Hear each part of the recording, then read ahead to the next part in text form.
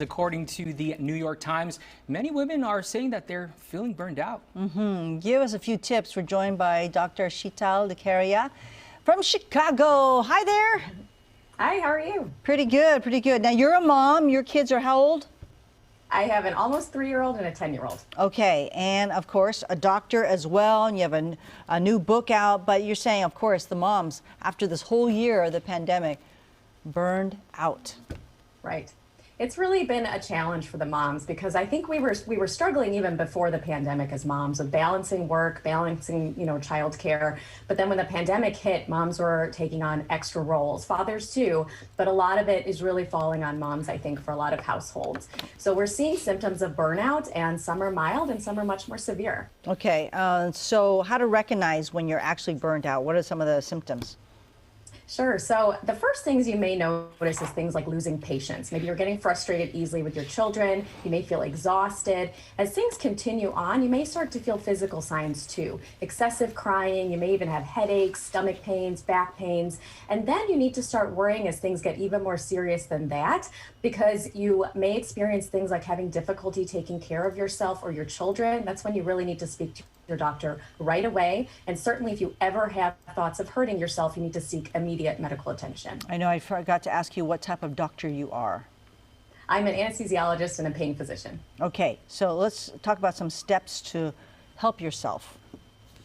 So the first thing that I always say is that moms and parents need to learn to forgive ourselves. And especially right now, we need to set new expectations. Maybe the life we held before the pandemic, things we were able to do day to day, we're just not able to do them anymore, and that's okay. You're not going to be able to be perfect at work, perfect at home, the perfect teacher with hybrid learning. That's okay. Just set new expectations and just forgive yourself and show yourself some grace.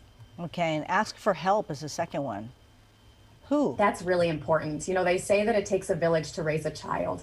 But here in America, many parents are doing it on their own. There's even single parents that are trying to do everything on their own. So the reality is we do need to ask for help. And maybe that may be something really small, like asking extended parents or extended family to watch your kids on Zoom for 20 minutes so that you can get a quick workout in, tapping into support networks in the neighborhood with other moms or people in your community. And even just really simple things like within your house, maybe asking your spouse or significant other to step up in roles that maybe they didn't have to play before the pandemic. But as you're feeling more and more burnt out, you probably need help in these other things as well. Yes, and you have for number 3, hug your children. That's a so simple important. step, but it's important, right? It seems simple, but it is really important. And it's also really easy as you're getting frustrated, you're multitasking, to forget something as simple as hugging your children. And we have to remember that they are suffering as well. They're going through this pandemic. Their lives have been disrupted. But that simple act of taking a moment to hug them, that releases oxytocin, which is your attachment hormone. It actually leads to beneficial health effects. And it's important for both you and your children, because remember, they're not going to be home forever. They won't be little forever. But this time is valuable with them and needs to be appreciated as well. All right, last one here. We got about 15 seconds left. Self-care. Really important to schedule in self-care, because otherwise it's the first thing that we throw out the window. So things like working out for 20, 30 minutes, even a 5-minute decompression where you just go somewhere quiet, and bedtime as well. These things need to be scheduled, because if you're not sleeping well and you're not retaining your health, these symptoms of frustration and burnout are just going to be way more amplified. All right. For more information, her website is drdekaria.com, and there's her latest book, is Break the Chronic Pain Cycle, and people can get it anywhere, right? Yes. All right. Very good. Nice to talk to you again, and you take care. Thank you, Doc. You too. Thank you so much. All right. You bet.